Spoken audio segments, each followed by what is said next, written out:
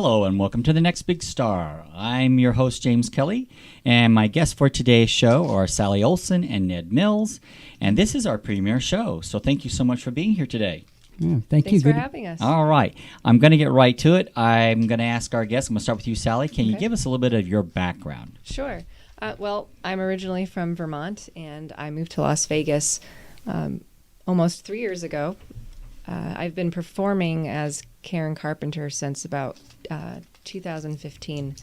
And I debuted the show, of course, in Vermont and performed in the Northeast, as well as at the Triad Theater in New York City. And it was about that time in 2017 when I did the show at the Triad that I had already started thinking about how I wanted to evolve the show, and that I was going to be wanting somebody to play the role of Richard Carpenter. Because originally the show was more of a one-woman show, cabaret show kind of version. Okay. And I would go in and out of character. When I was singing the songs, I would be in character as Karen, but of course in between songs I'd be talking about the history of the Carpenters. And at that point I realized that I wanted to change the show so that I would be in character 100% of the time, and that I wanted to start looking for somebody to play the role of Richard. And I met an individual who was a big Carpenters fan who came to that show in New York City, and he said that he had some ideas and would be in touch. And lo and behold, he got in touch with me a couple months later and said that he had a very good childhood friend who lives in Las Vegas, former showgirl, and that she would be expecting my call, but they both had put their heads together and thought that it would be a really good idea for me to come out to Las Vegas and audition for Legends in Concert. Oh, okay. And so that was the original draw for me to come out to Las Vegas. So I made my first trip to Las Vegas in January of 2018. And I met Ned on that trip, as he was one of the people who I was lined up to sit in with. And he was the first one, and he was also the last. Okay. So that's great. In a nutshell. That's history, yeah. Yeah.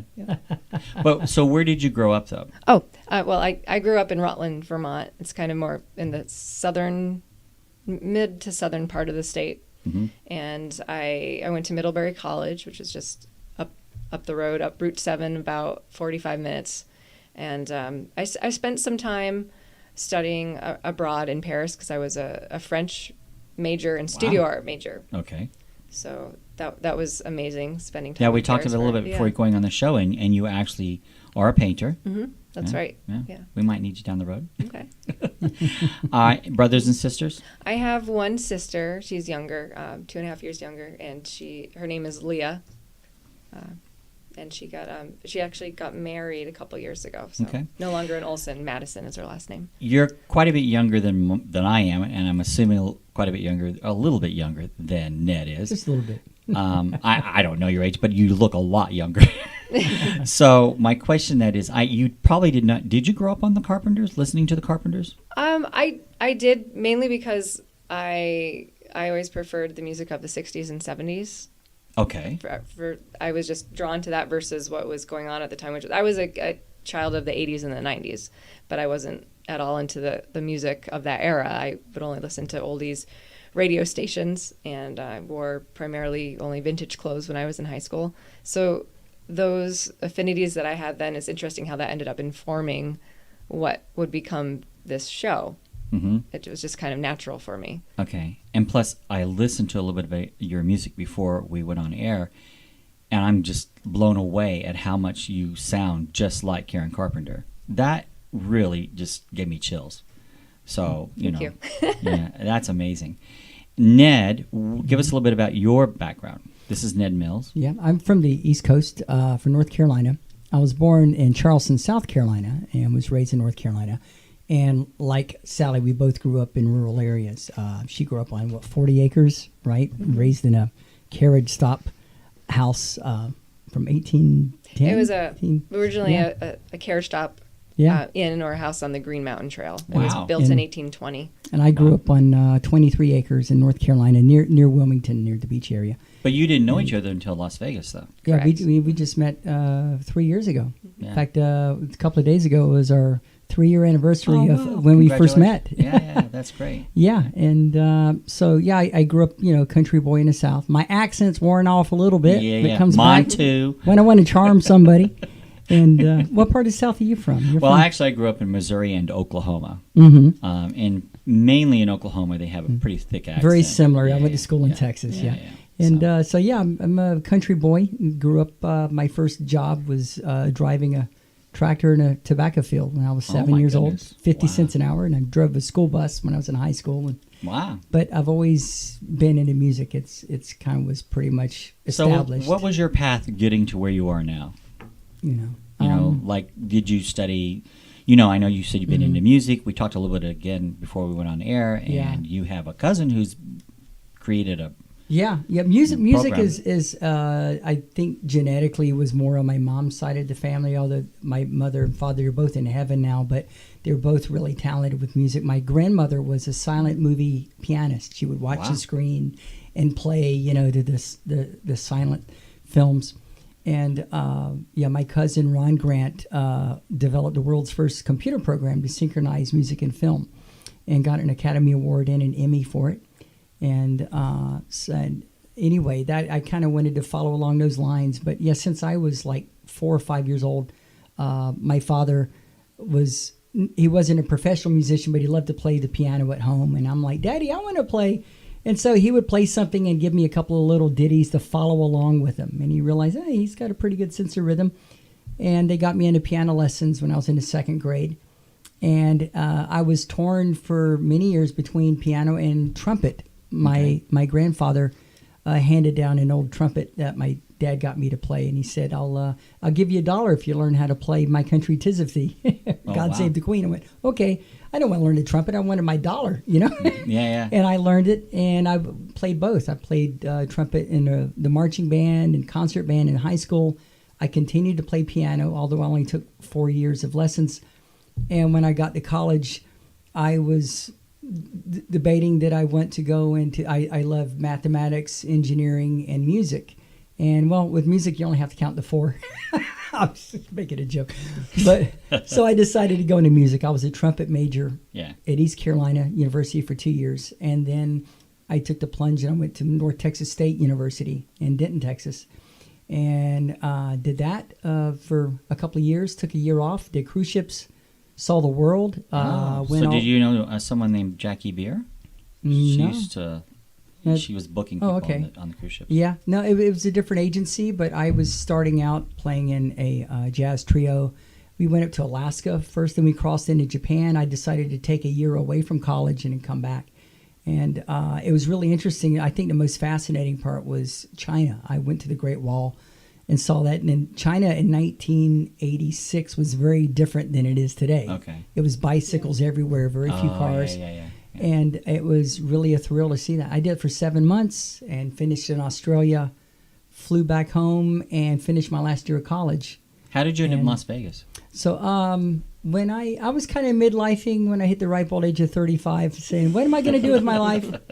And I guess we shouldn't talk numbers too much, but everyone kept talking about Las Vegas. On my 35th birthday, I was music director for American Hawaii Cruise Lines. Okay. And I called home and they wished me happy birthday. And they said, you're 35. What are you going to do? Have you ever thought about going to Vegas? I'm like, why does everyone keep mentioning Vegas all day long? Mm-hmm. And a piano player on the ship said, yeah, I'm from Vegas. You should come visit. You could stay at my place. And so I did. And the rest is history. I got the bug and I moved here 20 years ago. And I've been here ever since. Okay. So I know you came back from the East. You came from the East to Las Vegas. And you already had the idea of creating a tribute to the Carpenters? Because I know you literally sound like Karen Carpenter. So when you met Ned, did it enter your mind, let's do this? Or I know you're going to do the tribute show, you said, with what was the show you were going to do? Well, the show that I had started doing was a tribute to the Carpenters, but the show was very different in the sense that it was... But without the Richard part of it. Yeah, it was a one-woman cabaret show. I would, sometimes have just a pianist or a pianist, bass and drums, but I wasn't in character. Okay. But although I would, okay. I would wear the hairstyles and the costumes, but I hadn't made that leap yet to being 100% character. I mean, there's no right or wrong. People do tribute shows in a variety of different ways. Right. But it didn't take me very long to get to the point that I realized I want to do this in character, and I want it to be totally authentic, and with that, I mean, it would require to have a Richard Carpenter. So I had been performing as Karen for almost 3 years before I met Ned. But shortly before I met him, I had already envisioned how I wanted the show to change, and that involved recreating their 1976 touring show. Okay. Because, in my opinion, and also became Ned's opinion too, that was the most entertaining part of their career. That's when they were at their zenith. There was a lot of variety. It wasn't them just doing ballad after ballad. It showcased Richard's classical chops, Karen's drum feature, a tribute to Spike Jones that they did a parody of "Close to You." Do you play drums? Mm-hmm. Oh my gosh! So Ned, I don't think there was such a thing as the Richard Carpenter tribute type thing. So how did you figure out that you two could work together on this? I think it kind of evolved. In fact, when we first met, she was wearing a Carpenters T-shirt, Okay. and she was known for that. And when we first met, we met at the Tap House. Yeah, 3 years ago. And first, it was we became a couple, and our common bond, of course, is music. And at the time, I was more of a gigging musician. I headlined with my own show called Piano Follies on cruise ships. I would fly out and do a show and come back. And I would say maybe 8 or 9 months into it, it kind of evolved. She would sit in with me on my gigs. I was performing a lot at the Rampart and Addison's Lounge, and come up here and do some songs. And we would do the Close to You and We've Only Just Begun and Superstar. And we got a call from an agent say, I have a call. How would you like to do a corporate event in California as a duo doing the Carpenters? And we're like, we've been talking about it. We'd been a guest on a variety show hinting at this. Let's go ahead and take the plunge. So we went to studio, and a lot of the stuff wasn't even published. I had to make the arrangements and record tracks and so forth. And we put it together, and so we debuted that October of. Well, actually, that was like a hybridized version of the old show with some of the new show. Yeah, and then a couple of months later, we kind of, without even the formal discussion, we both came to the same. We both came to the same conclusion that let's do a recreation. I was listening to their 1976 UK tour video. We saw it on YouTube. I'm like, wouldn't it be cool if we did this and that? And we kind of mutually came to the same conclusion at the same time. But did you think that you would fit the bill for Richard Carpenter, though, up to that point? At first not. First I was like, well, maybe I could help her with her career as Karen. Right. And, Richard's taller than me. We have technology called elevator shoes. And also, although I am a jazz pianist, I was very naive about the talent and the complexity of Richard Carpenter. He's probably one of the most underappreciated artists of the 20th century. People don't understand.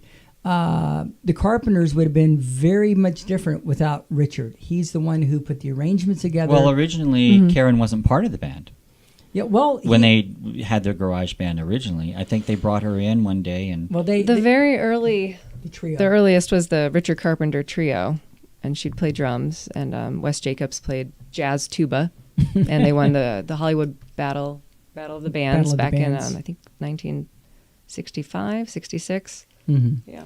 And they started shopping around with their demo and what have you, and they ran into, they approached Herb Alpert from A&M Records. He's the A of A&M Records, and he gave them a chance. And their debut album, they rechanged the cover. It was called Offering. It was called Offering, but the cover was not very flattering. and they repackaged it as Ticket to Ride. Yeah. Oh, okay. So, yeah. Boy, but their first song. breakout hit, of course, was Close to You. Mm-hmm. And We've Only Just Begun was a bank commercial, I believe, right? Yeah, it was for Crocker National Bank. Yeah. Richard happened to see the commercial, and he's like, wow, that would be a great song for us to do. And then he recognized Paul Williams' voice singing the song, and so he called Paul Williams up. He's like, please tell me that there's more verses to the song. And there was. So we had that's noticed how that happened. of all the tributes out there with a lot of love and respect to them, we realized there was a niche that hadn't been filled of number one, having a Richard, which again I had very big shoes to fill, not only literally but Right. musically. He's an accomplished classical pianist, jazz pianist. Had to learn the material. The hairstyle. I had to grow my hair a little longer and get the 70s haircut. Yeah. I usually do the spike. For those who know Zoe Bowie, that kind of style is what I Okay. used to do. And so it was a work in progress, and we took baby steps with it, and then we got the call to perform at the Carpenters' 50th anniversary reunion. That was that- April of Yeah. 2019. So So it's a young Yeah. show, and we took the plunge and did it. I put the band together, we rehearsed, and now we have 3 versions. We still occasionally perform in a cabaret version of our show, particularly with COVID going on in smaller, intimate venues. But we love it when we bring in our talent, our guitarist and our sax player and our drummer. We were talking earlier too about how when I was growing up, the Carpenters were huge in the 70s and early 80s, and yet nobody wanted to admit they listened to the Carpenters. It's like, how did they sell 100 million albums if no one listened to them?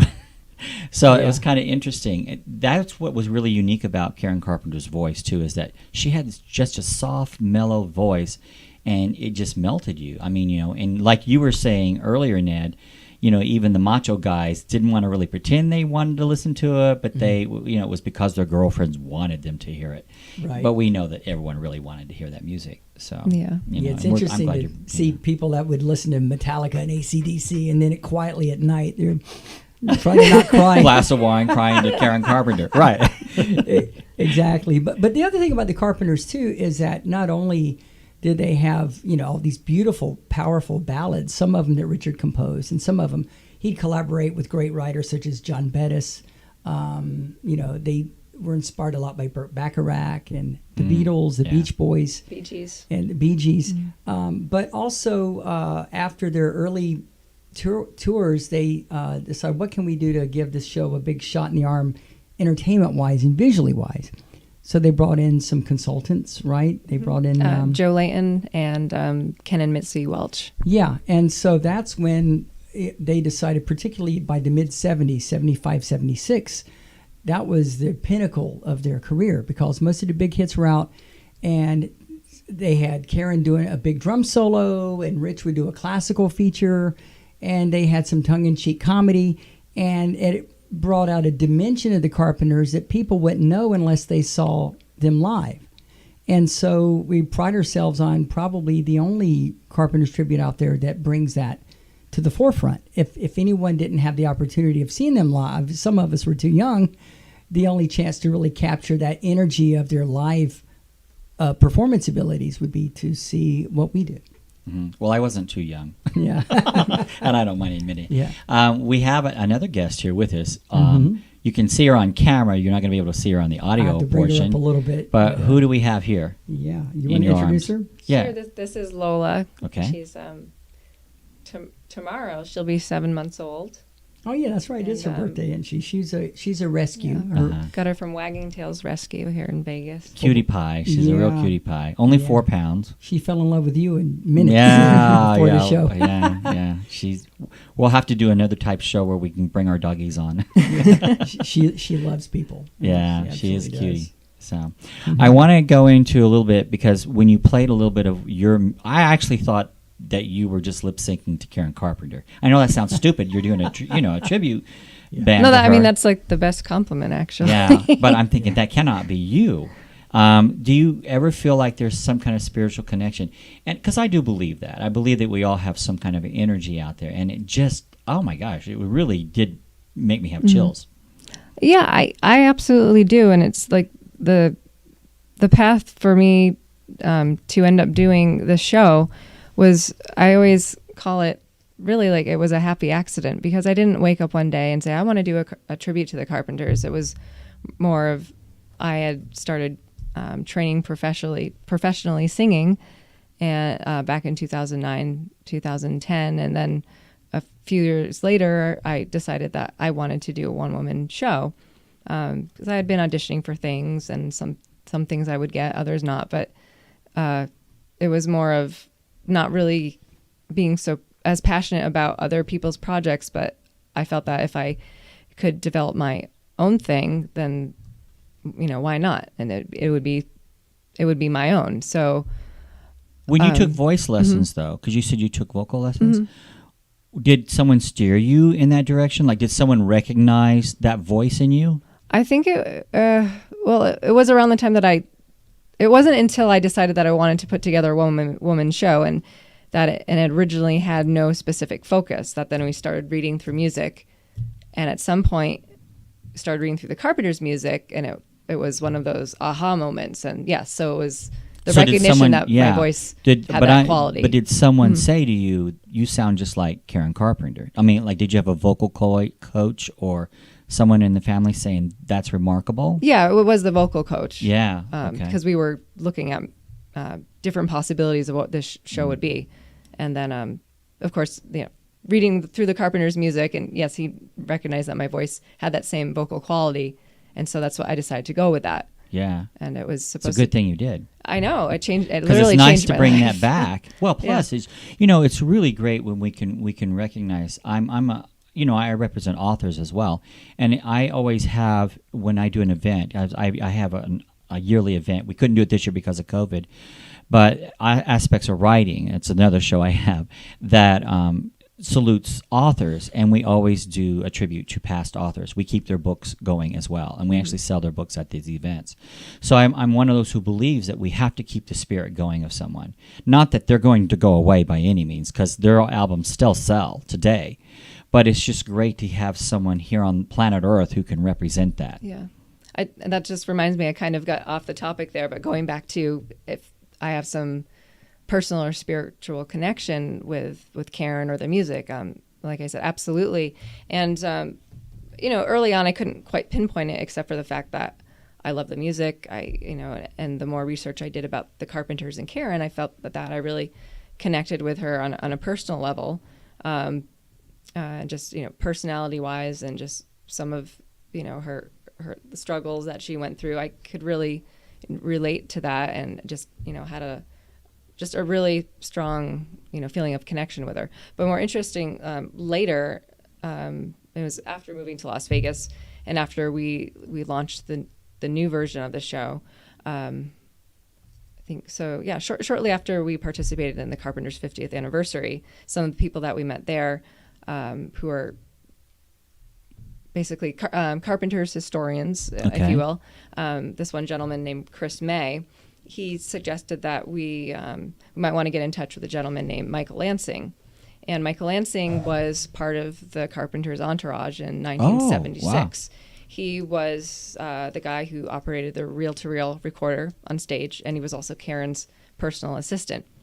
And our first show of 2020, we were performing in Banning, California, and Michael Lansing lives in the area. So he attended our show, and ahead of time we asked him if he would do us the honor of being the reel-to-reel operator. Ned built a prop. Okay. So we recreate that moment in the 76 show, because that's exactly what Richard did. He would, in the beginning, conduct to a reel-to-reel recorder, kind of a tongue-in-cheek thing. For no orchestra, yeah. So Michael, that's cool. He did that, and it was just a really fun and surreal moment. But we've kept in touch with him, and we've had a lot of conversations with him. And one of the things that he's talked about is that he was very close to Karen. They were really close friends, and when she passed away, that morning, before he actually knew that she had passed away, he woke up.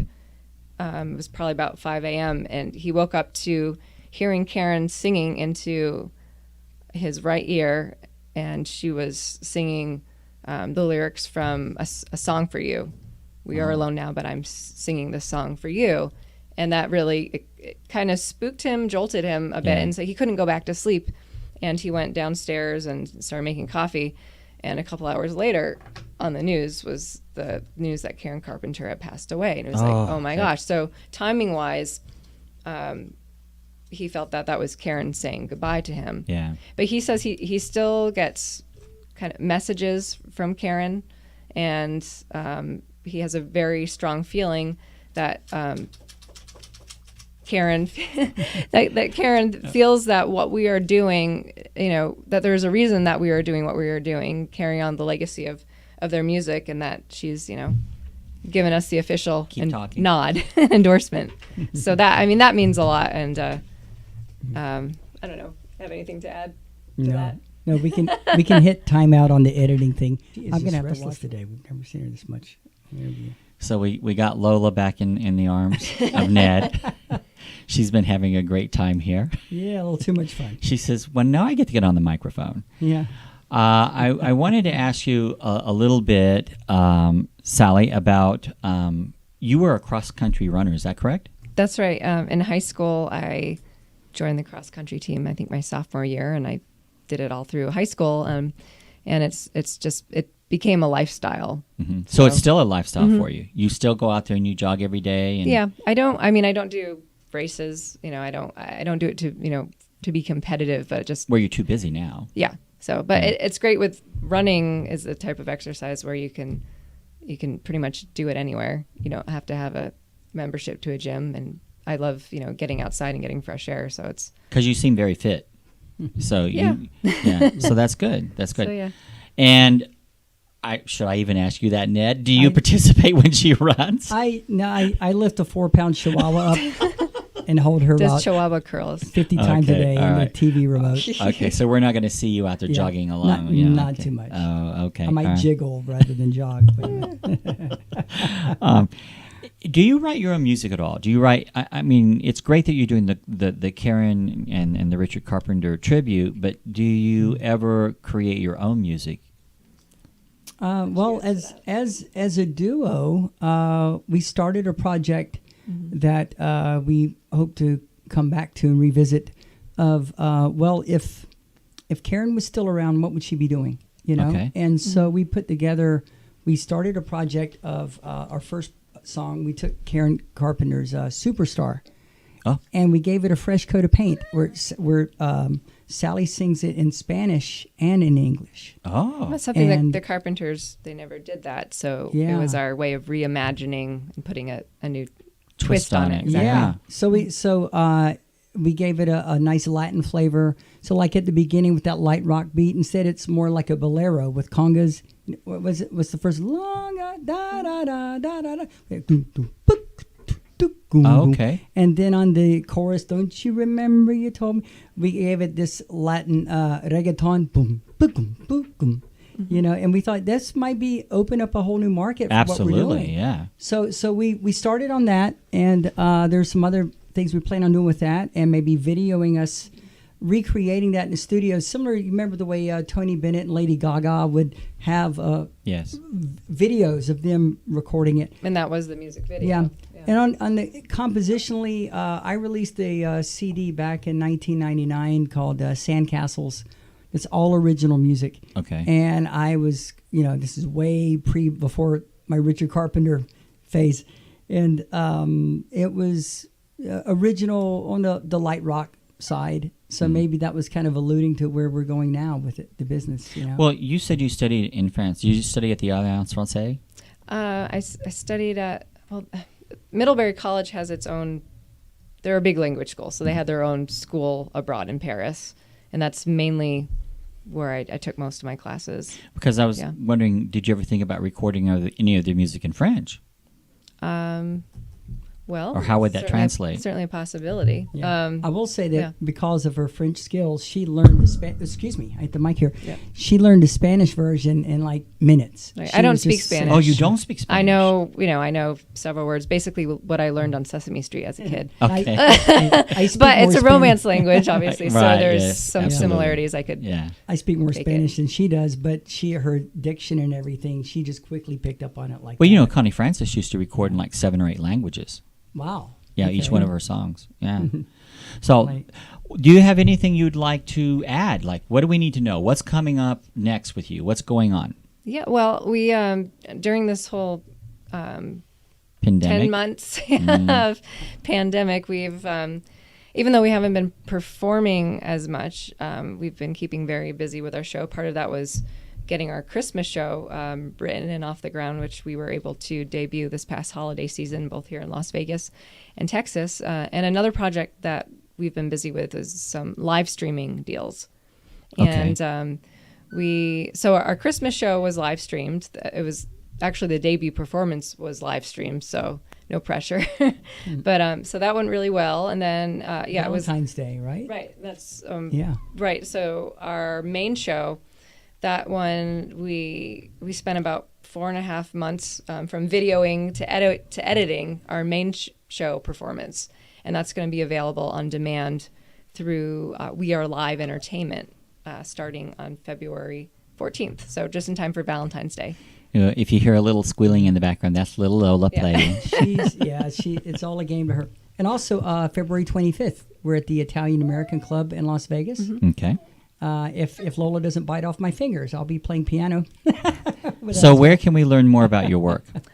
People can go to our website, which is carpenterstributeconcert.com. And then to see where we're going to be performing, just go to the tour page, and there's a list of upcoming dates. All right. Well, I would like to thank you both for being here today. And thank you for listening to The Next Big Star with our guests Sally Olson and Ned Mills. Mm-hmm. You can learn more about our show by going to allaspectsradionetwork.com, or you can go to thenextbigstar.com. And again, this is our premiere show. I thank you so much for doing this for me today. And bringing in little Lola. That's great. Lola, say something. I'd like to thank the Academy. And she's the next little star. So. All right. So this is your host, James Kelly, saying till next time, you never know when you might become the next big star. So thank you so much. Bye-bye. Thank you. Thank you.